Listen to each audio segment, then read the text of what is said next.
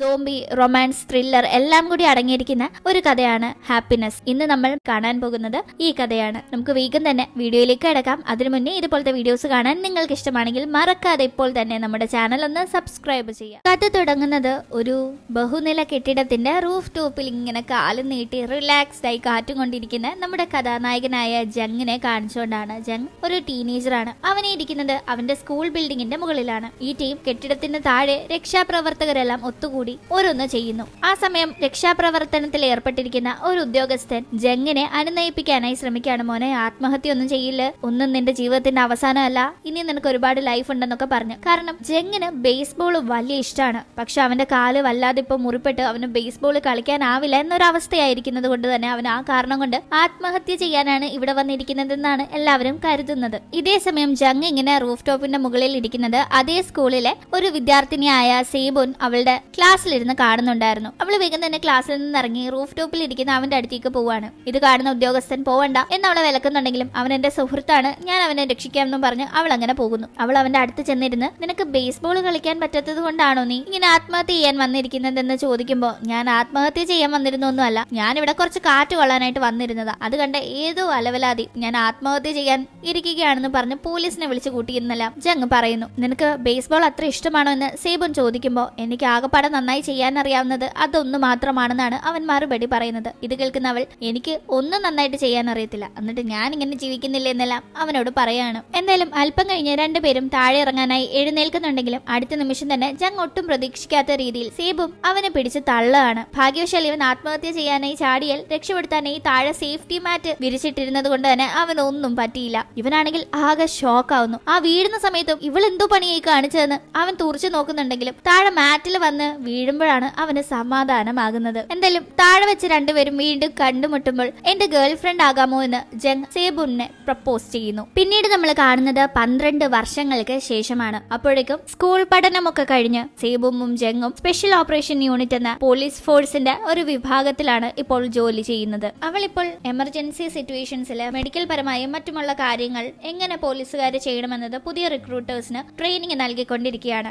ഇതേ ടൈം ആ നഗരത്തിലുള്ള ഒരു മോട്ടലിൽ ഒരു വല്ലാത്ത ശബ്ദം മുറിയിൽ നിന്ന് വരുന്നത് കേൾക്കുന്ന അവിടുത്തെ സ്റ്റാഫ് അതെന്താണെന്ന് അന്വേഷിച്ചു പോകുന്നു. പിന്നീട് സോംബികളുടെ പോലത്തെ ശബ്ദവും നിലവിളിയും ഒക്കെയാണ് നമ്മൾ കേൾക്കുന്നത്. പിന്നീട് ഇതേ സ്ഥലത്തേക്ക് ഇപ്പോൾ പോലീസ് ഉദ്യോഗസ്ഥനായുള്ള ജങ് എത്തുന്നു. ജങ്ങിന്റെ ഒപ്പം വർഷങ്ങൾക്ക് മുന്നേ അവൻ ആ ഒരു സ്കൂൾ കെട്ടിടത്തിൽ കയറിയിരുന്നപ്പോൾ അവനെ റെസ്ക്യൂ ചെയ്യാനായി എത്തിയ ടീമിലെ ഉദ്യോഗസ്ഥനായ കൂക്കുമുണ്ട്.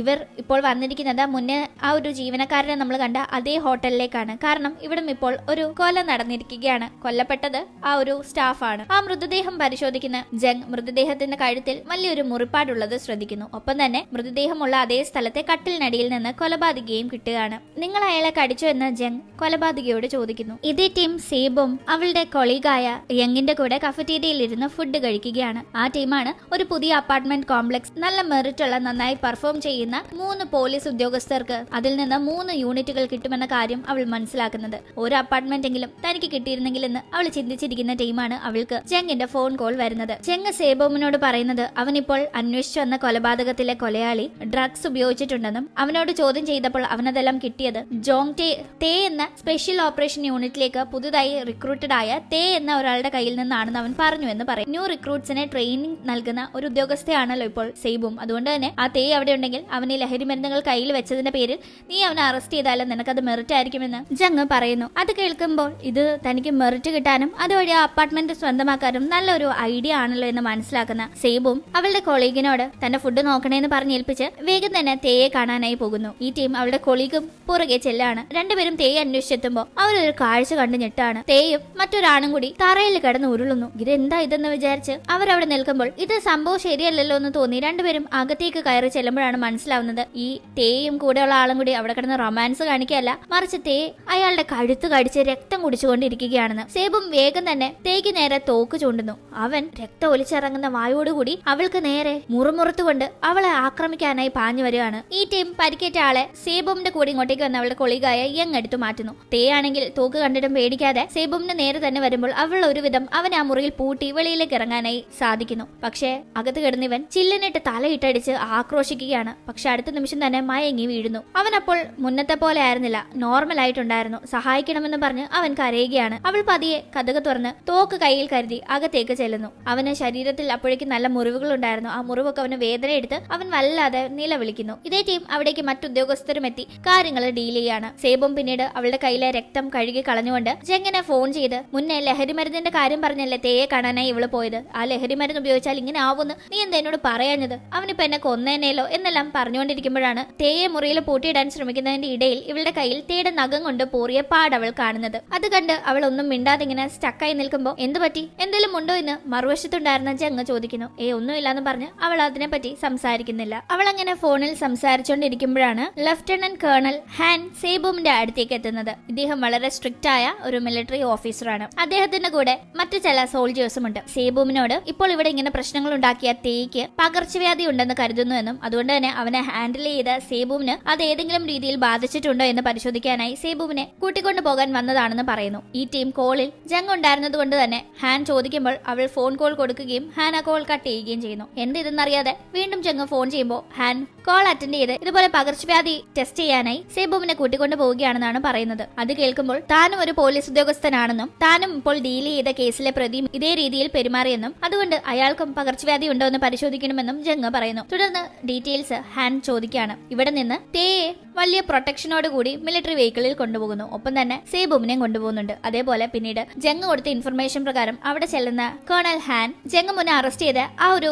ഇൻഫെക്ഷൻ ഉണ്ടെന്ന് സംശയിക്കുന്ന പ്രതിയെയും പരിശോധനയ്ക്കായി കൂട്ടിക്കൊണ്ടുപോകുന്നു. അതിനുശേഷം കൂക്കും ഹാനും ജങ്ങും ഇതിനെപ്പറ്റിയുള്ള കാര്യങ്ങൾ ഡിസ്കസ് ചെയ്യാണ്. ഈ ഒരു കാര്യം വളരെ ഒഫീഷ്യൽ ആണെന്നും അതുകൊണ്ട് തന്നെ ഇത് വളരെ കോൺഫിഡൻഷ്യൽ ആയി കീപ്പ് ചെയ്യണമെന്നും ഈ ഒരു പകർച്ചവ്യാധിയെ പറ്റി മറ്റു കാര്യങ്ങളൊക്കെ അന്വേഷിച്ച് കണ്ടെത്തി മനസ്സിലാക്കുന്നത് വരെ ഇത് ഒരു രീതിയിലും മീഡിയയിലേക്കോ പബ്ലിക്കിലേക്കോ ലീക്ക് ആവരുത് എന്നാണ് ഹാൻ പറയുന്നത്. ഇപ്പോൾ ഇൻഫെക്റ്റഡ് ആയ രണ്ടുപേരും ഒരു ലഹരി മരുന്ന് കഴിച്ചതുകൊണ്ടാണ് ഇങ്ങനെ ആയതെന്ന് തോന്നുന്നുവെന്ന് ജങ് പറയുമ്പോൾ അത്തരത്തിലൊരു ലഹരി മരുന്ന് ഉണ്ടെങ്കിൽ അതിനെപ്പറ്റി അന്വേഷിക്കാനായി ഹാൻ അവനോട് പറയുന്നു. ആ കൊലപാതകയെ പിടിച്ച അതേ മോട്ടൽ റൂമിലേക്ക് ജങ് പോകുന്നു. അവിടെ പരിശോധിക്കുന്ന അവന് ഒരു പ്രത്യേക തരം ടാബ്ലറ്റ് കിട്ടുകയാണ്. അത് വളരെയേറെ മോശമായ സൈഡ് എഫക്റ്റുകളുള്ള ഒന്നാണെന്ന് അവന് മനസ്സിലാവുന്നു. ഇതേ ടീം സേബും ഉണ്ടായിരുന്നത് ഒരു യൂണിവേഴ്സിറ്റിയുടെ ഡോർമെട്രി ഏരിയയിലാണ്. അവിടെയാണ് അവൾക്ക് ഇൻഫെക്ഷൻ ഉണ്ടോ എന്ന് അവളെ പരിശോധിക്കാനായി കൊണ്ടുവന്നിരിക്കുന്നത്. അങ്ങനെ കുറെ ടെസ്റ്റുകൾക്ക് അവളെ വിധേയമാക്കുന്നു. അതിനുശേഷം അവളെ തനിയെ ഒരു റൂമിൽ ഇരുത്തുകയാണ്. ആ ടീം അവൾ അപ്പുറത്തെ മുറിയിൽ നിന്നും ഇപ്പുറത്തെ മുറിയിൽ നിന്നും ഒക്കെ ഒരുപാട് വല്ലാത്ത വിചിത്ര ശബ്ദങ്ങൾ വരുന്നത് കേൾക്കുന്നു. ഈ ടീം വെളിയിൽ നിന്ന് നോക്കുന്ന നമുക്ക് കാണാൻ സാധിക്കുന്നത് സേബുമിനെ പോലെ തന്നെ അവിടെയുള്ള ഓരോ മുറികളിലും ഓരോരുത്തരുണ്ടെന്നാണ്.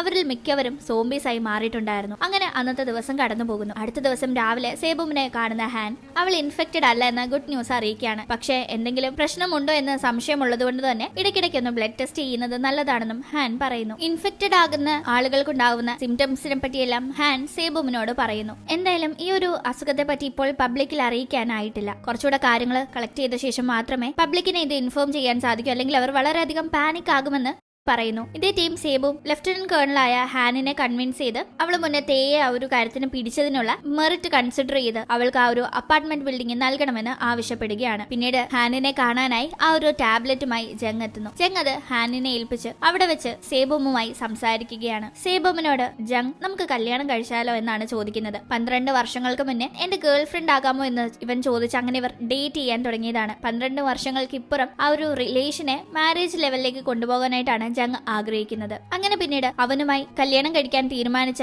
സേബും ജങ്ങിന്റെ കൂടെ അവൾക്ക് ലഭിച്ച പുതിയ അപ്പാർട്ട്മെന്റിലേക്ക് താമസം മാറ്റുന്നു. അപ്പാർട്ട്മെന്റിലെ അയൽക്കാർക്ക് ഇവരിവിടെ താമസം ആരംഭിച്ചതിന് വേണ്ടി ഒരു സന്തോഷം എന്ന രീതിയിൽ റൈസ് കേക്ക്സ് വിതരണം ചെയ്യാനായി രണ്ടുപേരും അടുത്ത ദിവസം പോകുന്നു. റൈസ് കേക്ക്സ് വിതരണം ചെയ്യുന്നതിന്റെ ഇടയിൽ സെബും അവിടെ ഒരു പെൺകുട്ടിയെ പരിചയപ്പെടുകയാണ്. അങ്ങനെ അടുത്ത ദിവസം ഈ അപ്പാർട്ട്മെന്റിലേക്ക് ജങ്ങിനെ കാണാനായി കേണൽ ഹാൻ എത്തുന്നു. ആ ലഹരി മരുന്ന് വിൽക്കുന്ന ആളുകളെ കണ്ടെത്തിയെന്നും അവരെ ചെന്ന് കണ്ട് കാര്യങ്ങൾ സംസാരിക്കാനായി ജങ്ങും കൂടെ വരണമെന്നാണ് ഹാൻ ആവശ്യപ്പെടുന്നത്. ഇതേ ടീം തന്റെ അപ്പാർട്ട്മെന്റിന്റെ മുകളിലെ അപ്പാർട്ട്മെന്റിൽ നിന്ന് എന്തോ സൗണ്ട് വരുന്നത് ശ്രദ്ധിക്കുന്ന സേബും അതെന്താണെന്ന് നോക്കാനായി അപ്പാർട്ട്മെന്റിന് പുറത്തേക്ക് ഇറങ്ങുമ്പോൾ അവൾ കഴിഞ്ഞ ദിവസം പരിചയപ്പെട്ട പെൺകുട്ടിയെ കാണുകയാണ്. അങ്ങനെ ഇവർ രണ്ടുപേരും കൂടി മുകളിലത്തെ ആ ഒരു അപ്പാർട്ട്മെന്റിലേക്ക് ചെല്ലുന്നു. 601 എന്ന ആ അപ്പാർട്ട്മെന്റിൽ ഒരു ഡോക്ടറും വൈഫുമാണ് താമസിക്കുന്നത്. കാര്യങ്ങൾ സേബും പറയുമ്പോൾ ഇനി ശബ്ദമുണ്ടാക്കി ഡിസ്റ്റർബ് ചെയ്യില്ല എന്ന് പറഞ്ഞ് ഡോക്ടർ പെട്ടെന്ന് തന്നെ കഥ കടക്കുന്നു. ഇതേ ടീം സേബുമിന്റെ കൊളീഗായ യങ് അയാളുടെ കയ്യിൽ ഒരു മുറിവുണ്ടാക്കിയ ശേഷം സേബുമിനെ കോൾ ചെയ്ത് അയാൾക്ക് ഇൻഫെക്ഷൻ ആയോ എന്ന് സംശയമുണ്ടെന്ന് പറയുന്നു. അപ്പോൾ ഉടനെ തന്നെ അവൾ കൊളീഗിന്റെ അടുത്ത് ചെന്ന് അയാളെയും കൂട്ടി പരിശോധനയ്ക്കായി മിലിറ്ററി ഹോസ്പിറ്റലിലേക്ക് പോകുന്നു. അവിടെ എങ്ങനെയും സേബുമിനെയും പരിശോധിക്കുകയാണ്. സേബും പരിശോധനയ്ക്ക് ശേഷം എങ്ങനെ വന്ന് നോക്കുമ്പോൾ എങ്ങനെ അവിടെങ്ങും കാണുന്നില്ല. ഇതേ സമയം ആളുകളുടെ കണ്ണ് വെട്ടിച്ച് അവിടെ പുറത്ത് ഇൻഫെക്റ്റഡ് ആയ ആളുകളെ സൂക്ഷിച്ചിരുന്ന ഒരു ഫ്രീസറിനകത്തേക്ക് കയറുന്നു. അതൊരു ട്രക്ക് മോഡൽ ഫ്രീസർ ആണ്. ഇയാൾ അകത്തേക്ക് കയറി കഴിയുമ്പോൾ ഒരു റിപ്പോർട്ടർ ഇയാൾക്ക് ഇവിടുത്തെ കാര്യങ്ങളൊക്കെ ചോർത്തി കൊടുത്താൽ കാശ് കൊടുക്കാമെന്ന് മെസ്സേജ് ഒക്കെ അയച്ചിട്ടുണ്ടായിരുന്നു. ഉടനെ തന്നെ റിപ്പോർട്ടറിന് ചോർത്തി കൊടുത്ത് കാശ് വാങ്ങാനായി വീഡിയോസും ഫോട്ടോസും ഒക്കെ എടുക്കാൻ ശ്രമിക്കുന്ന എങ്ങനെ ശബ്ദം കേട്ടുണ്ടായിരുന്ന ഇൻഫെക്റ്റഡ് ആയി സോംബികളായി മാറിയ ആളുകൾ ആക്രമിക്കുകയാണ്. ഇതേ ടൈം ആ ഒരു ലഹരിമരുന്ന് വിൽക്കുന്ന ആളുകളെ കാണാനായി സേബുനും ലഹരിമരുന്ന് വിൽക്കുന്ന ആളുകളെ കാണാനായി ജംഗും ഹാനും ചെന്നിരിക്കുന്നു. പെട്ടെന്ന് അവർ അപ്രോച്ച് ചെയ്ത് പ്രശ്നം ഉണ്ടാക്കി പബ്ലിക്കിൽ ഇത് അറിയിക്കാതിരിക്കാനായിട്ട് ഒരു മയത്തിൽ അവരെ ചെന്ന് പിടിച്ച് കാര്യങ്ങൾ മനസ്സിലാക്കാനായിട്ടാണ് ഇവർ പോകുന്നത്. പക്ഷെ ഇവരവിടെ എത്തുമ്പോൾ ഡോർമെട്രിയിൽ ഒരു പ്രശ്നമുണ്ടെന്ന് പറഞ്ഞ് ഹാനിന് ഫോൺ കോൾ വന്നതിനെ തുടർന്ന് ഹാൻ അവിടെ നിന്ന് പുറപ്പെടുന്നു. ഇതേ ടീം ആ ഒരു മിലിറ്ററി ഹോസ്പിറ്റലും യൂണിവേഴ്സിറ്റി ഡോർമെട്രിയിലെ ആളുകളൊക്കെ ഇൻഫെക്ഷൻ ഉണ്ടോ എന്ന് സംശയിച്ച് സ്റ്റേ ചെയ്തിരിപ്പിക്കുന്ന ആ ഒരു സ്ഥലത്തുമെല്ലാം വലിയ പ്രശ്നങ്ങൾ നടക്കുകയാണ്. കാരണം ഇൻഫെക്റ്റഡ് ആയി സോംബികളായി മാറിയിരുന്ന ആളുകളെ സൂക്ഷിച്ചു വെച്ചിരുന്ന ആ ഒരു ഫ്രീസർ കണക്കുള്ള ട്രക്കിനകത്ത് നിന്ന് അവർ പുറത്തേക്ക് വരാനായി ശ്രമിക്കുകയാണ്. സൈനികർ അവരെ തടയാനും ശ്രമിക്കുന്നു. ഈ പുറത്തേക്ക് വരാൻ ശ്രമിക്കുന്ന സോംബികളുടെ കൂട്ടത്തിൽ മുന്നേ കാശിന് വേണ്ടി ഇവിടുത്തെ കാര്യങ്ങൾ പത്രക്കാർക്ക് ചോർത്തി കൊടുക്കാനായി അകത്തേക്ക് കടന്നുപോയ യങ്ങും ഒരു സോംബിയായി മാറിയിട്ടുണ്ടായിരുന്നു. അങ്ങനെ ഈ ഒരു കാഴ്ച സെബോമും കാണുകയാണ്. അവളുടെ സുഹൃത്തിനെ ഈ ഒരു അവസ്ഥയിൽ കണ്ട് അവൾ ആകെ ഷോക്കാവുന്നു. ഇത്രയും മാരകമായ കാര്യം പബ്ലിക്കിൽ നിന്ന് മറച്ചു വെക്കുന്നത് തെറ്റാണെന്ന് തോന്നിയ സേബും കേണൽ ഹാനിന്റെ അടുത്തേക്ക് ചെന്ന് ഇത് എത്രയും പെട്ടെന്ന് പബ്ലിക്കിനെ അറിയിച്ച് അലേർട്ട് നൽകിയില്ലെങ്കിൽ താൻ തന്നെ ഈ കാര്യം മീഡിയക്കാർക്ക് ലീക്ക് ചെയ്യുമെന്ന് പറയുകയാണ്. അവൾ അങ്ങനെ അത് പറഞ്ഞ ശേഷം നേരെ അപ്പാർട്ട്മെന്റിലേക്ക് പോകുന്നു. അപ്പോഴേക്കും ടിവിയിലെല്ലാം ഈ ഒരു വൈറസിനെയും ഇൻഫെക്ഷനെയും സോംബീസിനെയും പറ്റിയൊക്കെ വാർത്തകൾ വന്നിട്ടുണ്ടായിരുന്നു. അവൾ അത് കണ്ടുകൊണ്ടിരിക്കുന്നു. ഈ ഒരു വാർത്ത ലീക്കാക്കിയത് മറ്റാരുമല്ല സേബമിന്റെ കൊളീഗായ യങ് ആണ്. അയാൾ ഇതിന്റെ വിഷ്വൽസ് ഒക്കെ റിപ്പോർട്ടർക്ക് അയച്ച ശേഷമാണ് അയാൾ ഒരു സോംബിയായി മാറിയത്. അവൾ അത് കണ്ടുകൊണ്ടിരിക്കുമ്പോഴാണ് വീണ്ടും മുകളിലത്തെ അപ്പാർട്ട്മെന്റിൽ നിന്ന് ശബ്ദം കേൾക്കുന്നത്. അവൾ അത് എന്താണെന്ന് അറിയാനായി ചെല്ലുമ്പോൾ വീണ്ടും ആ ഡോക്ടർ ഇനി ഉണ്ടാവില്ല എന്ന് പറഞ്ഞ് കഥ കടയ്ക്കാനായി നോക്കുമ്പോൾ അവൾ ബലമായി അകത്ത് കയറുന്നു. ഡോക്ടറിന്റെ അനുവാദമില്ലാതെ തന്നെ അവിടെ പരിശോധിക്കുന്നതിന്റെ ഇടയിൽ ബാത്റൂമിൽ നിന്നാണ് ഈ ഒരു ശബ്ദം വരുന്നതെന്ന് അവൾക്ക് മനസ്സിലാവുന്നു. അവൾ ഡോക്ടറിന്റെ എതിർപ്പ് അവഗണിച്ച് ബാത്റൂമിന്റെ ഡോറ് തുറക്കുമ്പോൾ അകത്തെല്ലാം രക്തക്കറയുണ്ട്. കൂടാതെ അവിടെ സോംബിയായി നിൽക്കുന്ന ഡോക്ടറിന്റെ ഭാര്യയെ കാണുന്നു. ഡോക്ടറിന്റെ ഭാര്യയും ഈ ഒരു ഇൻഫെക്ഷൻ പകർത്തുന്ന ആ ഒരു ടാബ്ലറ്റ് കഴിക്കുന്നുണ്ടായിരുന്നു. അങ്ങനെ സോംബിയായി അവർ മാറിയതാണ്. ഈ ടൈം അവർ വെളിയിലേക്ക് എത്തി ഡോക്ടറിനെയും സേബുമിനെയും ഒക്കെ ആക്രമിക്കാനായി നോക്കുന്നു. ഈ ഒരു സോംബിയുടെ കയ്യിൽ നിന്ന് ജങ് എത്തിയത് കൊണ്ട് തലനാടിരക്കാണ് സേബും കടിയേൽക്കാതെ രക്ഷപ്പെടുന്നത്. തുടർന്ന് ആ ഡോക്ടറിന്റെ അപ്പാർട്ട്മെന്റ് പരിശോധിക്കുന്നതിന്റെ ഇടയിൽ ജങ്ങിന് ഇതിന്റെ കൂടുതൽ ടാബ്ലറ്റ്സ് കിട്ടാണ്. ഇതേ ടൈം മീഡിയയിലേക്ക് ഈ ഒരു ഇൻഫെക്ഷനെ പറ്റിയുള്ള ഒരു പ്രസ് റിപ്പോർട്ട് നൽകുന്നതാണ്. അങ്ങനെ പബ്ലിക്കിനും ഇങ്ങനെ ഒരു മാരക പകർച്ചവ്യാധി ആളുകളെ സോംബിയായി മാറ്റുന്നു എന്ന കാര്യം മനസ്സിലാവുന്നു. പിന്നീട് ജങ് ഹാനിന്റെ അടുത്തേക്ക് ചെന്ന് ആ ഒരു ഡോക്ടറിന്റെ അപ്പാർട്ട്മെന്റിൽ നിന്ന് അവന് കിട്ടിയ ടാബ്ലറ്റുകൾ ഏൽപ്പിക്കുകയാണ്. പക്ഷെ പിന്നീട് ഡോക്ടർ അയാളുടെ ഇൻഫെക്റ്റഡ് ആയ ഭാര്യയെ കൊന്നു എന്ന കാര്യം അറിഞ്ഞ് ആ ഡോക്ടറിനെ അറസ്റ്റ് ചെയ്യാനായി ജങ് അങ്ങോട്ടേക്ക് ചെല്ലുന്നു. ഇതേ ടൈം കേണൽ ഹാനിന്റെ ഭാര്യയും അപ്പോഴേക്കും ഇൻഫെക്റ്റഡ് ആയിട്ടുണ്ടായിരുന്നു. അവർ ആ ടൈം പ്രഗ്നന്റുമായിരുന്നു. ഒരു സോംബി കടിച്ചാണ് കേണൽ ഹാനിന്റെ ഭാര്യ. ഇതേ ടൈം സേബും ജങ്കും ഒക്കെ താമസിക്കുന്ന അതേ അപ്പാർട്ട്മെന്റ് ബിൽഡിംഗിൽ ഒരുപാട് പേർ ഈ ടാബ്ലറ്റ് കഴിച്ചിട്ടുണ്ടെന്ന് മനസ്സിലാവുന്നു. അതുകൊണ്ട് തന്നെ അവിടെ ഇൻഫെക്റ്റഡ് ആയ ആളുകൾ ഒരുപാടുണ്ടാകാൻ ചാൻസ് ഉള്ളത് കൊണ്ട് ഈ അപ്പാർട്ട്മെന്റ് ക്വാറന്റൈൻ ചെയ്യാനായി തീരുമാനിക്കുകയാണ്. ഇതിൽ നിന്ന് പുറത്തേക്കോ അകത്തേക്കോ ആളുകൾ പോകാതെയും വരാതെയും ഇരിക്കാനായി അത് ഫുള്ള് ലോക്ക് ആക്കുന്നതിന് മുന്നേ വേണമെങ്കിൽ ഇവിടെ നിന്ന് മാറാനായി സേബുമിനോട് ഹാൻ പറയുന്നു. പക്ഷെ സേബും ഇതാണ് തന്റെ വീട്, താൻ ഇവിടെ തന്നെ നിൽക്കാൻ പോവുകയാണ്, എന്തു വന്നാലും ഫേസ് ചെയ്യാൻ തയ്യാറാണെന്ന് പറഞ്ഞ് അവളുടെ അതേ അപ്പാർട്ട്മെന്റിൽ സ്റ്റേ ചെയ്യാനായി തീരുമാനിക്കുന്നു. അങ്ങനെ പിന്നീട് അവൾ ജങ്ങിനെ ഫോൺ ചെയ്ത് താനും ഈ അപ്പാർട്ട്മെന്റിനകത്ത് തന്നെ ഇരിക്കാൻ തീരുമാനിച്ചു, നീ അകത്തേക്ക് വരണ്ട, വെളിയിൽ സേഫ് ആയിട്ട് ഇരിക്കുന്ന പറയാണ്. പക്ഷെ അപ്പോഴേക്കും ജങ് അപ്പാർട്ട്മെന്റിനകത്തേക്ക് എത്തിയിട്ടുണ്ടായിരുന്നു. അവൾ അവനെ കണ്ടപാടെ ഓടി ചെന്ന് ആശ്വാസത്തിൽ കെട്ടിപ്പിടിച്ച് ഞാൻ ഒറ്റയ്ക്കായി പോയെന്ന് ഞാൻ കരുതിയെന്ന് പറയുകയാണ്. ജങ് ആണെങ്കിൽ ആ ഒരു ഡോക്ടറിനെ അയാളുടെ ഭാര്യയെ കൊന്നതിന് അറസ്റ്റ് ചെയ്ത് പിടിച്ചുകൊണ്ട് വരികയായിരുന്നു. ഈ ഒരു ചാൻസ് മുതലാക്കി ആ ഡോക്ടർ ജങ്ങിന്റെ അടുത്ത് നിന്ന് രക്ഷപ്പെടാനായി പുറത്തേക്ക് ഓടുന്നു. പക്ഷെ അയാൾക്ക് അറിയില്ലല്ലോ അയാൾക്ക് രക്ഷപ്പെടാൻ സാധിക്കാത്ത രീതിയിൽ ബിൽഡിംഗ് മൊത്തം ലോക്ക് ചെയ്യാൻ പോവുകയാണെന്ന്. അങ്ങനെ എപ്പിസോഡിന്റെ തുടക്കത്തിൽ നമ്മൾ കാണുന്നത് സേബുമും ജങ്ങും താമസിക്കുന്ന ആ ഒരു അപ്പാർട്ട്മെന്റ് ബിൽഡിംഗ്, അതിലെ ഒരുപാട് താമസക്കാർ ആ ഒരു ടാബ്ലറ്റ് ഉപയോഗിച്ചിട്ടുണ്ടെന്ന കാര്യം കണക്കാക്കി ലോക്ക്ഡൌൺ ചെയ്യുകയാണ്. അകത്തു നിന്ന് പുറത്തേക്കോ പുറത്തു നിന്ന് അകത്തേക്കോ ഇപ്പോൾ പോകാൻ സാധിക്കില്ല.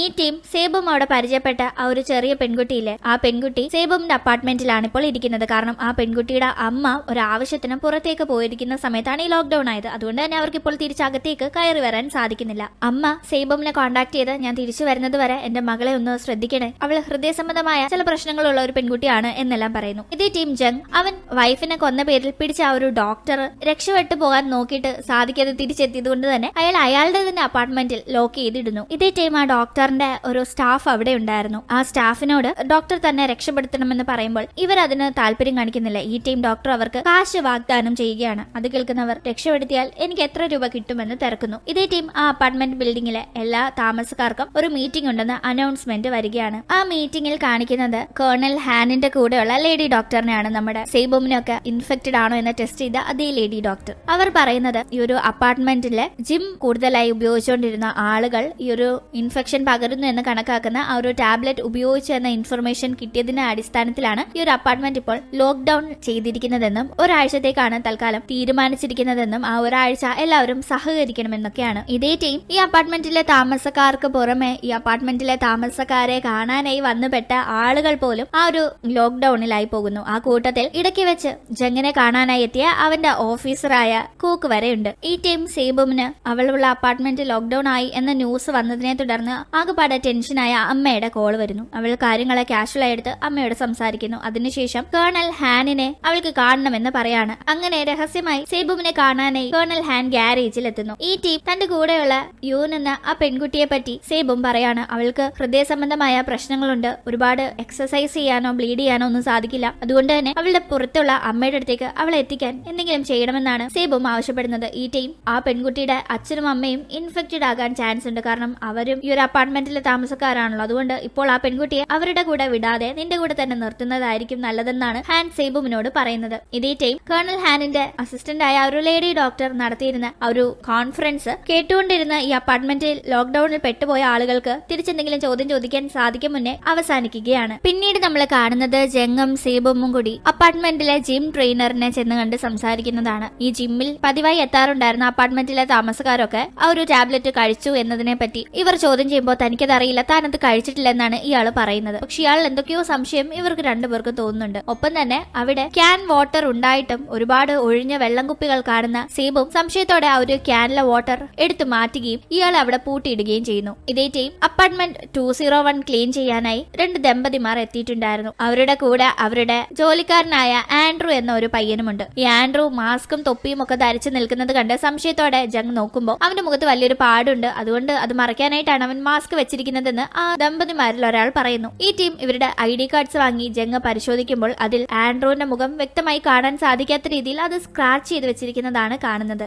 ഇതേ ടീം കേണൽ ഹാൻ ജങ്ങിനെ കോൾ ചെയ്ത് നിങ്ങളുടെ അപ്പാർട്ട്മെന്റിലെ ഒരാൾ വ്ലോഗ് ചെയ്ത് അവിടുത്തെ കാര്യങ്ങളൊക്കെ ലൈവായി സ്ട്രീം ചെയ്യുന്നുണ്ട്. അത് എത്രയും പെട്ടെന്ന് നിർത്തിയില്ലെങ്കിൽ പബ്ലിക്കിനെ പാനിക് ആക്കാതിരിക്കാനായി ഇത്തരം കാര്യങ്ങൾ ലീക്ക് ആവാതിരിക്കാൻ അപ്പാർട്ട്മെന്റിലെ ഫുൾ ഇന്റർനെറ്റ് കണക്ഷൻ വിച്ഛേദിക്കേണ്ടി വരുമെന്ന് പറയുന്നു. ഉടനെ തന്നെ ജങ്ങും സേബുമും ഒരു അപ്പാർട്ട്മെന്റിലേക്ക് കടക്കുന്നു. അവിടെ 2 വൃദ്ധ ദമ്പതിമാരും അവരുടെ മകനുമാണ് താമസിക്കുന്നത്. ഈ മകനാണ് വ്ലോഗിംഗ് ചെയ്യുന്നത്. ഉടനെ തന്നെ ജങ്ങും സേബുമും കൂടി അവന്റെ വ്ലോഗിംഗ് അങ്ങ് സ്റ്റോപ്പ് ചെയ്യിപ്പിക്കുന്നു. പിന്നീട് നമ്മൾ കാണുന്നത് കേണൽ ഹാൻ ഒരാളെ കാണാനായി ചെല്ലുന്നതാണ്. അയാളുടെ പേര് ചോയ് എന്നാണ്. അയാൾ ഒരു ഫാർമസ്യൂട്ടിക്കൽ കമ്പനിയുടെ ചെയർമാൻ ആണ്. കേണൽ ഹാൻ മുന്നേ ഇതേ സ്ഥാപനത്തിൽ ജോലി ചെയ്തിരുന്ന ആളാണ്. കേണൽ ഹാനിന്റെ ഭാര്യയെ ഒരു സോംബി കടിച്ച് അവരും ഇൻഫെക്റ്റഡ് ആയിരുന്നല്ലോ. ആ സോംബി മറ്റാരുമല്ല, ഇപ്പോൾ ഈ മുന്നിലിരിക്കുന്ന ചെയർമാൻ ആണ്. ഇയാളുടെ സ്ഥാപനമാണ് ഈ ഒരു ഇൻഫെക്ഷന് കാരണമായ ആ ഒരു ടാബ്ലറ്റ് ഉണ്ടാക്കിയത്. ആ ഒരു ഇൻഫെക്ഷൻ ഇപ്പോൾ ഒരുപാട് പേരിൽ വ്യാപിച്ചിരിക്കുന്നുവെന്നും അത് വലിയൊരു ഇഷ്യൂ ആയി മാറുകയാണെന്നും ഹാൻ ചെയർമാനെ അറിയിക്കുന്നു. ഈ ഒരു ഇൻഫെക്ഷൻ ഒരു പ്രത്യേകതയുണ്ട്. അത് ഫുൾ ടൈം സോംബി ആക്കില്ല. ഇടയ്ക്കിടയ്ക്ക് ഇൻഫെക്റ്റഡ് ആയവർ നോർമൽ ആകുന്നതാണ്. പക്ഷെ വീണ്ടും അവർ സോംബിയായി മാറും. ഈ സ്ഥാപനത്തിന്റെ മരുന്നാണ് ഈ ഇൻഫെക്ഷന് കാരണമെന്നത് കഴിഞ്ഞ ദിവസം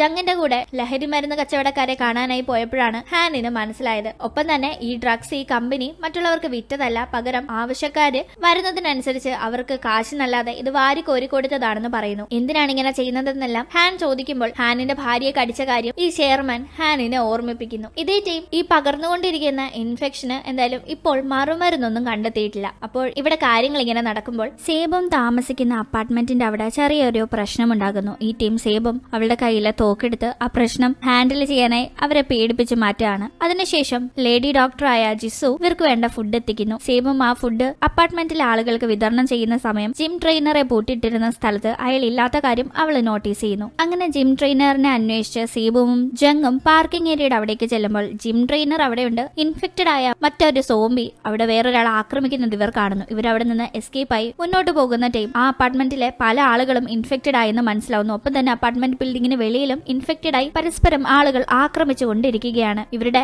അപ്പാർട്ട്മെന്റിന്റെ സെക്യൂരിറ്റി ഗാർഡ് വരെ അപ്പോഴേക്കും ഇൻഫെക്റ്റഡ് ആയിട്ടുണ്ടായിരുന്നു. ഇവിടെ നടക്കുന്ന ഈ ഒരു കാര്യം കേണലിനോ മറ്റാരെങ്കിലും അറിയിക്കാനായി സേബം നോക്കുമ്പോൾ ഫോണോ ഇന്റർനെറ്റോ ഒന്നും അവിടെ ലഭിക്കുന്നില്ല. TV പോലും നിലച്ചിരിക്കുന്നു. ഇവിടുത്തെ സ്ഥിതി മാത്രമായിരുന്നില്ല ഇങ്ങനെ. ഈ അപ്പാർട്ട്മെന്റിന്റെ വെളിയിൽ, സിറ്റിയിലും മറ്റു പലയിടങ്ങളിലുമെല്ലാം അപ്പോഴേക്കും വൈറസ് വല്ലാതെ പടർന്നിട്ടുണ്ടായിരുന്നു. ഇതേ ടീം കേണൽ ഹാനിന്റെ നേതൃത്വത്തിൽ ഈ ഒരു വൈറസിനുള്ള ആന്റിബോഡി കണ്ടെത്താനുള്ള ശ്രമങ്ങൾ ആരംഭിച്ചിട്ടുണ്ടെന്ന് ഒരു മീറ്റിംഗ് കൂടുകയാണ്. അങ്ങനെ പിന്നീട് അപ്പാർട്ട്മെന്റിന് വെളിയിലായിട്ടുള്ള ആ ഒരു സൂപ്പർ മാർക്കറ്റിലേക്ക് അത്യാവശ്യ സാധനങ്ങൾ എടുക്കാൻ പോകുന്നവരുടെ കൂട്ടത്തിൽ ആ ക്ലീനിങ് സ്റ്റാഫും അവരുടെ എംപ്ലോയിയും സേബുമും ജങ്ങും മറ്റു ചിലരും കൂടി കൂടുന്നു. ഇവരവിടെ അങ്ങനെ സാധനങ്ങൾ എടുത്തുകൊണ്ടിരിക്കുമ്പോൾ അവിടെ ഉണ്ടായിരുന്ന സോംബിയസ് ഇവർ ആക്രമിക്കാനായി വരുന്നുണ്ട്. അവിടെ നിന്ന് രക്ഷപ്പെട്ട് ഇവർ തിരിച്ച സാധനങ്ങളുമായി അപ്പാർട്ട്മെന്റിന്റെ അവിടെ എത്തുമ്പോൾ ഇവരെ അപ്പാർട്ട്മെന്റിലേക്ക് കയറ്റാൻ അപ്പാർട്ട്മെന്റിന്റെ റെപ്രസെന്റേറ്റീവ് തയ്യാറാകുന്നില്ല. നിങ്ങൾ വെളിയിൽ പോയപ്പോൾ എങ്ങാനും ഇൻഫെക്റ്റഡ് ആയോ എന്നാണ് ഇവർ ചിന്തിക്കുന്നത്. ഇതേ ടീം ജങ് ഒന്നും തിരിച്ചകത്തേക്ക് വരാതിരിക്കാനായി വലിയ ശബ്ദമുണ്ടാക്കി സോംബികളെ അട്രാക്ട് ചെയ്യുകയാണ് ഡോക്ടർ. സോംബികൾ എത്തുന്നുണ്ടെങ്കിലും ഒരുവിധം അവരിൽ നിന്ന് രക്ഷപ്പെട്ട് ഇവർ തിരിച്ച് അപ്പാർട്ട്മെന്റിലേക്ക് കയറുന്നു. ഇതിനെല്ലാം പിന്നിൽ ഡോക്ടറിന്റെ കുബുദ്ധിയാണ് എന്ന് മനസ്സിലാക്കുന്ന ജങ് ഡോക്ടറിന് ഇട്ട് നല്ലത് കൊടുക്കുന്നു.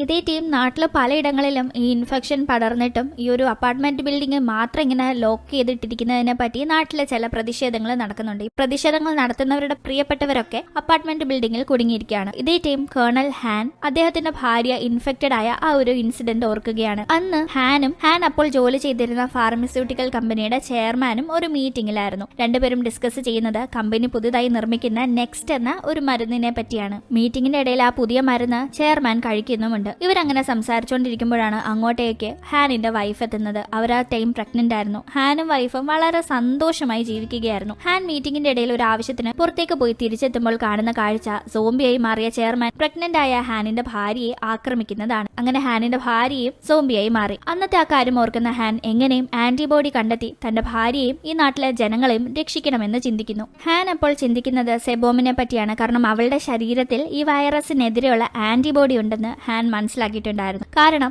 ഇൻഫെക്റ്റഡ് ആയ തേയുടെ മാന്ത് കിട്ടിയിട്ട് പോലും അത് സെബോമിനെ ഇൻഫെക്റ്റഡ് ആക്കിയിരുന്നില്ല. ആ കാര്യമാണ് ഹാൻ ഇപ്പോൾ ആലോചിക്കുന്നത്. ഇതേ ടീം ജങ്ങിന്റെ അടികൊണ്ട് ഡോക്ടർ ജങ്ങിനിട്ടൊരു പണി കൊടുക്കാൻ തീരുമാനിക്കുന്നു. ജിം ട്രെയിനറിന് ഇൻഫെക്ഷൻ ഉണ്ടെന്ന് മനസ്സിലാക്കി അയാളെ കെട്ടിയിട്ടിരിക്കുകയാണ്. ആ ജിം ട്രെയിനറിന്റെ അടുത്തേക്ക് ചെന്ന് ആ ടാബ്ലറ്റ് എവിടെയാണെന്നെല്ലാം ഡോക്ടർ ചോദിക്കാനായി ശ്രമിക്കുമ്പോൾ ജിം ട്രെയിനറും സോംബിയായി മാറി ഡോക്ടറിനെ ആക്രമിക്കാൻ ശ്രമിക്കുന്നു. അവിടേക്ക് കറക്റ്റായി ജങ് എത്തുന്നത് കൊണ്ട് ഡോക്ടർ രക്ഷപ്പെടുകയാണ്. ഡോക്ടർ വീണ്ടും അവിടെ പ്രശ്നമുണ്ടാക്കാൻ ശ്രമിക്കുമ്പോൾ സേബും അടിക്കുന്നു. പിന്നീട് ജിം ട്രെയിനറിന്റെ കാറിൽ പരിശോധന നടത്തുന്ന ഡോക്ടറിന് അവിടെ നിന്ന് കുറച്ചധികം ടാബ്ലറ്റുകൾ കിട്ടുന്നു. ഇതേ ടൈം ജിം ട്രെയിനർ ഇൻഫെക്റ്റഡ് ആയതുകൊണ്ട് തന്നെ ഇടയ്ക്ക് സോംബിയാകും, ഇടയ്ക്ക് നോർമൽ ആകും. എന്ത് തന്നെയാണെങ്കിലും അയാളെ ബിൽഡിംഗിൽ വെക്കണ്ട എന്ന് ചിലർ പറയുമ്പോൾ എന്ത് ചെയ്യണമെന്ന കാര്യത്തിന് ജങ്ങും സേബുമും വോട്ടെടുപ്പ് നടത്തുന്നു. കാരണം ഇവർക്ക് രണ്ടുപേർക്കും ഇയാളെ വെളിയിൽ വിടാൻ താല്പര്യമില്ല. വോട്ടെടുപ്പിന്റെ ഒടുക്കം ഇയാളെ അകത്ത് തന്നെ നിർത്താനായി തീരുമാനിക്കുന്നുണ്ടെങ്കിലും അപ്പോഴേക്കും ഇൻഫെക്റ്റഡ് ആയ സെക്യൂരിറ്റി ഗാർഡും അവിടുത്തെ മറ്റൊരു റെസിഡന്റും ബിൽഡിംഗിനകത്തേക്ക് കടക്കുകയാണ്. സേബുമിനെ കാണാതെ അവളെ അന്വേഷിച്ച് ജങ് അവിടെ എല്ലാം തിരക്കി നടക്കുന്നു. അങ്ങനെ ആകെ മൊത്തത്തിൽ പ്രശ്നങ്ങൾ സംഭവിക്കുകയാണ്. അപ്പാർട്ട്മെന്റിനകത്തേക്ക് കടന്നു വന്ന ഇൻഫെക്റ്റഡ് ആയ ആളുകളിൽ ഒരാൾ തന്റെ സഹോദരനെ ആക്രമിക്കുന്നത് കണ്ട് പേടിച്ചു നിൽക്കുന്ന ആ അപ്പാർട്ട്മെന്റിലെ താമസക്കാരിയാണ്. അവരുടെ പേര് മായി എന്നാണ്. മായി വളരെ പേടിച്ചു നിൽക്കുമ്പോൾ അവർ നിൽക്കുന്നതിനടുത്തുള്ള റൂമിലാണ് ജിം ട്രെയിനറിനെ ജങ്ങും സെബോമും പൂട്ടിയിട്ടിരിക്കുന്നത്. ജിം ട്രെയിനർ തന്നെ തുറന്നു വിടണം, തനിക്ക് ഒരു കുഴപ്പവുമില്ല എന്നൊക്കെ പറയുമ്പോൾ അത് വിശ്വസിക്കുന്ന ആ പെൺകുട്ടി അയാളെ തുറന്നു വിടുന്നു. ഇയാൾ വേഗം തന്നെ വലിയ പരവേശത്തിൽ അവിടെ വെച്ചിരിക്കുന്ന വെള്ളം മുഴുവൻ എടുത്ത് കുടിക്കുകയാണ്. എന്നിട്ട് പരവേശം മാറാതെ വെപ്രാളം കാണിക്കുമ്പോൾ അത് കാണുന്ന ഈ പെൺകുട്ടിക്ക് എന്തോ പന്തികേട് തോന്നുന്നു. അവൾ അവിടെ നിന്ന് ഓടിപ്പോവാണ്. ഈ ടൈം അങ്ങോട്ടേക്ക് സെബോമും ജങ്ങും എത്തുന്നു. അവർ സോംബിയായി മാറിയിരിക്കുന്ന ജിം ട്രെയിനറിനെ കാണുമ്പോഴേക്കും അയാൾ ഇവരെ ആക്രമിക്കാനായി എത്തുന്നു. ആ ടീം അവിടേക്ക് എത്തുന്ന കേണൽ ഹാൻ ആണ് ഇവരെ ആ സോംബിയെ കൊന്ന് രക്ഷപ്പെടുത്തുന്നത്. തുടർന്ന് ഹാൻ അപ്പാർട്ട്മെന്റിലെ താമസക്കാരോട് സംസാരിക്കാനായി പോകുന്നു. ഹാനിനെ കാണുമ്പോൾ അപ്പാർട്ട്മെന്റിലെ ലോക്ക്ഡൌൺ തീർന്നു എന്ന പ്രതീക്ഷയോടെയാണ് എല്ലാവരും നിൽക്കുന്നത്. പക്ഷെ അതല്ല കാര്യമെന്ന് ഹാൻ പറയുന്നു. ഒപ്പം തന്നെ അപ്പോൾ ഒരു അനൗൺസ്മെന്റും വരികയാണ്. അടുത്ത 4 ദിവസത്തേക്ക് ആ ഒരു സിറ്റി മുഴുവൻ ലോക്ക്ഡൌൺ ഏർപ്പെടുത്താൻ പോവുകയാണ്. കൂടാതെ ഇലക്ട്രിസിറ്റിയും കട്ട് ചെയ്യും. അതുകൊണ്ട് അതിനു മുന്നേ വേണ്ട പ്രിക്കോഷൻസ് എടുത്ത് ഇലക്ട്രിക് ഡിവൈസസ് ചാർജ് ചെയ്യാനും മറ്റു ആവശ്യ സാധനങ്ങൾ കയ്യിൽ കരുതാനുമാണ് അനൗൺസ്മെന്റിൽ പറയുന്നത്. അങ്ങനെ കേണൽ ഹാൻ സെബോമിനോട് തനിയെ സംസാരിക്കാനായി റൂഫ് ടോപ്പിലേക്ക് പോകുന്നു. അവിടെ വെച്ച് സെബോമിന്റെ അച്ഛനും ഇൻഫെക്റ്റഡ് ആയെന്ന കാര്യം അറിയിക്കുന്ന ഹാൻ പെട്ടെന്ന് റൂഫ് ടോപ്പിലേക്കുള്ള ഡോറിന്റെ ലോക്ക് പൊട്ടിക്കുമ്പോൾ അവിടെ ഒരു സോംബി എത്തുന്നു. ആ സോംബി സെബോമിനെ ആക്രമിക്കാനായി നോക്കുന്നു. ഈ ടീം മുകളിൽ നിന്ന് വെടിയൊച്ച കേട്ട് മുകളിലേക്ക് ഓടി ചെല്ലുന്നു. അപ്പോഴേക്കും ബോധരഹിതയായ സെബോമിനെ കാറിൽ കൂട്ടിക്കൊണ്ടു പോകാനായി കേണൽ ഹാൻ ശ്രമിക്കുകയാണ്. അത് മനസ്സിലാക്കുന്ന ജങ് വേഗം തന്നെ ആ കാറ് തടയുന്നു. അങ്ങനെ സെബോം കാറിന് വെളിയിലേക്ക് ഇറങ്ങുന്നു. എന്തിനാണ് ഇങ്ങനെ ചെയ്തതെന്ന് കേണൽ ഹാനോട് ചോദിക്കുമ്പോൾ സെബോമിന്റെ രക്തത്തിൽ ഈ വൈറസിനെ പ്രതിരോധിക്കാനുള്ള ആന്റിബോഡി ഉണ്ടെന്ന് തോന്നുന്നുവെന്നും അത് പരിശോധിക്കാനായിട്ടാണ് കൊണ്ടുപോകാൻ നോക്കിയതെന്നും പറയുന്നു. എന്തായാലും കാര്യങ്ങൾ മനസ്സിലാക്കി സെബോം തന്നെ ഡോക്ടർ ജിസുവിന് തന്റെ രക്തമെടുക്കാനായി അനുവാദം നൽകുന്നു. ഇതേ ടീം നമ്മുടെ ആ ദുഷ്ടനായ ഡോക്ടർ ജങ്ങിനിട്ട് പണി കൊടുക്കാനായി ജിം ട്രെയിനറിന്റെ കാറിൽ നിന്ന് കിട്ടിയ ആ വൈറസ് ഉള്ള ടാബ്ലറ്റ് കുടിവെള്ളത്തിൽ ചേർക്കുകയാണ്. അപ്പോഴേക്കും മുന്നേ സോംബിയുടെ കടിയേറ്റ മായയുടെ സഹോദരൻ പാർക്കിംഗ് ഏരിയയിൽ നിന്ന് മായയെ കോൾ ചെയ്യുന്നു. തനിക്ക് കുഴപ്പമൊന്നുമില്ല, കഴുത്തിൽ ചെറിയ മുറിവേ ഉള്ളൂ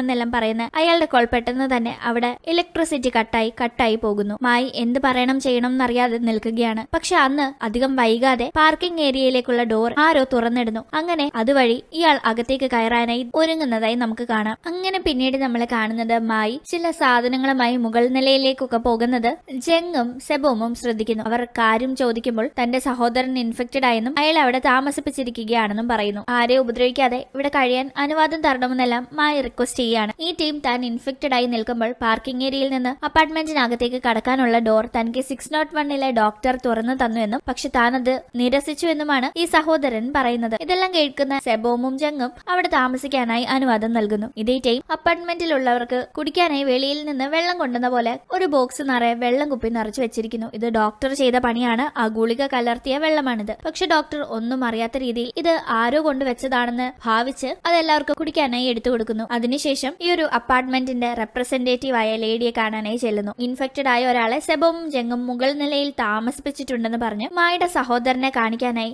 ഡോക്ടർ റെപ്രസെന്റേറ്റീവുമായി പോകുന്നു. അവിടെ ഇവർ ആകെ പേടിച്ച് വേഗം തന്നെ സെബോമിനെയും ജങ്ങിനെയും കാണാനായി ചെല്ലുന്നു. ഇതേ ടീം കേണൽ ഹാൻ നൽകിയ ഒരു സാറ്റലൈറ്റ് ഫോൺ പരിശോധിച്ചുകൊണ്ട് നിൽക്കുകയാണ് സെബോമും ജങ്ങും. കമ്മ്യൂണിക്കേഷന് ഇലക്ട്രിക് ഡിവൈസസ് ഒന്നും തൽക്കാലം ഉപയോഗിക്കാൻ സാധിക്കാത്തത് കൊണ്ടാണ് ഹാൻ സെബോമിന് പ്രത്യേകമായി ഈ ഒരു സാറ്റലൈറ്റ് ഫോൺ നൽകിയത്. അപ്പോഴാണ് അവിടേക്ക് റെപ്രസെന്റേറ്റീവും ഡോക്ടറും എത്തുന്നത്. ഇൻഫെക്റ്റഡ് ആയ ഒരാളെ മറ്റുള്ളവർ താമസിക്കുന്ന ഈ അപ്പാർട്ട്മെന്റിൽ താമസിപ്പിക്കാൻ സാധിക്കില്ല എന്ന് റെപ്രസെന്റേറ്റീവ് പറഞ്ഞതിനെ തുടർന്ന് മായുടെ സഹോദരനെ ജിമ്മിലേക്ക് മാറ്റാണ്. ഇതേ ടീം ആ ഒരു ലേഡി സെബോമിന്റെ കയ്യിലെ മുറിവ് പ്രത്യേകം ശ്രദ്ധിക്കുന്നു. മുന്നത്തെ ആക്രമിച്ച സമയം സെബോമിന് സംഭവിച്ച അതേ മുറിവ് തന്നെ. അങ്ങനെ പിന്നീട് ഈ ലേഡി അവരുടെ ഹസ്ബൻഡിന്റെയും കൂട്ടി ജങ്ങിന്റെ സീനിയർ ഓഫീസറായ കൂക്കിന്റെ അടുത്തേക്ക് ചെന്ന് സെബോം ഇൻഫെക്റ്റഡ് ആണ്, അതുകൊണ്ട് അവളെ എങ്ങനെയും ബുദ്ധിപരമായി ഇവിടെ നിന്ന് മാറ്റണം, അല്ലെങ്കിൽ നമുക്കത് പണിയാകുമെന്നെല്ലാം പറയാണ്. ഇതേ ടൈം ഡോക്ടറിനെ കാണാനായി സെബോമും ജങ്ങും ഡോക്ടറിന്റെ അപ്പാർട്ട്മെന്റിലേക്ക് ചെല്ലുമ്പോൾ ഡോക്ടർ അവരോട് വളരെ സ്നേഹത്തിൽ പെരുമാറി അവർക്ക് കുടിക്കാനായി ഓരോ കുപ്പി വെള്ളം നൽകുന്നു. ഈ ടീം ഡോക്ടറിന്റെ പെരുമാറ്റത്തിൽ പന്തുകേട് തോന്നുന്ന സെബോമിനും ജങ്ങിനും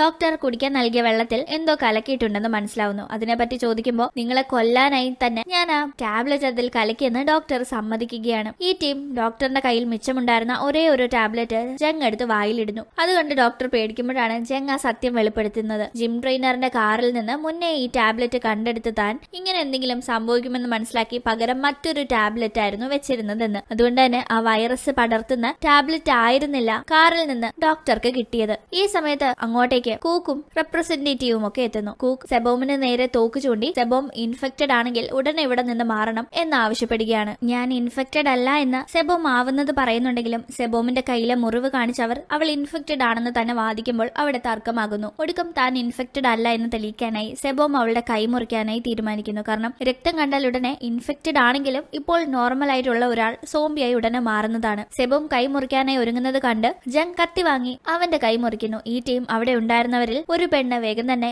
ഇൻഫെക്റ്റഡ് ആയതുകൊണ്ട് സോംബിയായി മാറുന്നു. അങ്ങനെ സെബോം ഇൻഫെക്റ്റഡ് അല്ല എന്ന് അവർക്ക് മനസ്സിലാവുകയാണ്. അങ്ങനെ ഏറെ നേരം കഴിഞ്ഞ് വീണ്ടും ആരെങ്കിലും ഇൻഫെക്റ്റഡ് ആയിട്ടുണ്ടോ എന്നറിയാനായി ഒരു കപ്പിൽ രക്തമെടുത്ത് എല്ലാവരുടെയും അടുത്തേക്ക് കൊണ്ടുപോകുന്നുണ്ട്. ആരും ഇൻഫെക്റ്റഡ് ആയിട്ടില്ലെങ്കിലും പിന്നീട് ഇത് വീണ്ടും ടെസ്റ്റ് ചെയ്യാം എന്നതുകൊണ്ട് ആ ഒരു കപ്പുമായി തന്റെ റൂമിലേക്ക് പോകുന്ന അപ്പാർട്ട്മെന്റ് റെപ്രസെന്റേറ്റീവ് അവരുടെ ഹസ്ബൻഡിന്റെ അടുത്തെത്തുമ്പോൾ ഈ രക്തത്തിന്റെ മണം പിടിച്ച് അയാൾ പെട്ടെന്ന് വല്ലാത്ത ദാഹം തോന്നി അതെടുത്ത് കുടിക്കുന്നു. തന്റെ ഹസ്ബൻഡ് ഇൻഫെക്റ്റഡ് ആണ് എന്ന് അവർ മനസ്സിലാക്കി പേടിച്ച് റൂമിനകത്ത് കയറി കഥ അടയ്ക്കുകയാണ്. സോംബിയായ ഇവരുടെ ഹസ്ബൻഡ് അപ്പാർട്ട്മെന്റിന് വെളിയിലേക്ക് ഇറങ്ങി മറ്റ് അപ്പാർട്ട്മെന്റിലേക്ക് പോകുന്നു. ആ ടീം ഇയാളെ കാണുന്ന ജങ്ങും സെബോമും അയാളെ കെട്ടിയിടുകയാണ്. അതിനുശേഷം ഒരു തുണിയിട്ട് മറിച്ച് അവർ എവിടെ നിന്ന് പോകുന്നുണ്ടെങ്കിലും അതറിയാതെ വന്ന് അവിടുത്തെ തുണി മാറ്റുന്ന ഡോക്ടർ സോംബിയായ ഇയാളെ കണ്ട് പേടിക്കുന്നു. അപ്പോഴേക്കും ഡോക്ടറിന്റെ പുറകെ ഓടാനായി ശ്രമിച്ച ഈ സോംബി കാൽ വഴുതി അപ്പാർട്ട്മെന്റ് ബിൽഡിംഗിന്റെ ജനാല വഴി വെളിയിലേക്ക് വീണ് മരിക്കുകയാണ്. പക്ഷേ ഇതൊന്നും അറിയാതെ പിന്നീട് തന്റെ ഹസ്ബൻഡ് മരിച്ചു എന്ന കാര്യം അറിയുന്ന അപ്പാർട്ട്മെന്റ് റെപ്രസെന്റേറ്റീവ് സോംബിയായ തന്റെ ഹസ്ബൻഡിനെ കെട്ടിയിട്ട് ജങ്ങും സെബോമുമാണ് അദ്ദേഹത്തിന്റെ മരണത്തിന് ഉത്തരവാദികളെന്ന് കരുതുന്നു. അവർക്ക്